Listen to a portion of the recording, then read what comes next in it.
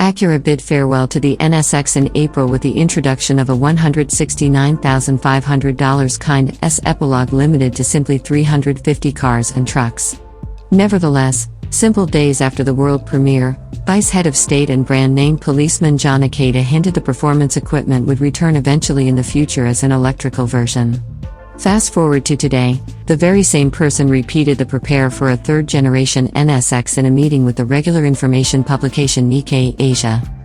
When asked about the potential customers of a new flagship sports car, Jon Ikeda claimed, "I would certainly bet on it, including that it's most likely to be electric." Acura's VP took place to state the efficiency device without a combustion engine will not be just about straight lines.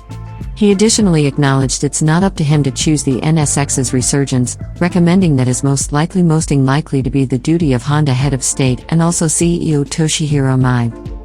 Surprisingly, Nikkei Asia mentions people accustomed to Acura's schedule claiming an all-electric NSX can get here as early as 2026 when the moms and dad business will introduce its devoted Honda E-style.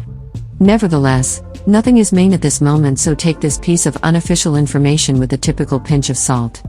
The truth: Jon Ikeda is rather vocal regarding the version's return simply months after the kind S made its debut suggests the business will not be giving up on the fabled nameplate.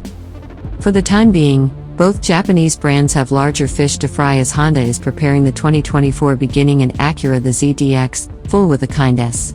Both EVs will certainly ride on the Ultium platform created by General Motors.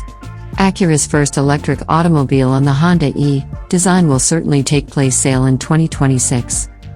At the same time, fanatics with a soft spot for gas engines can buy the new Civic Type R or wait on the Integra Type S that was relatively snooped for the first time recently.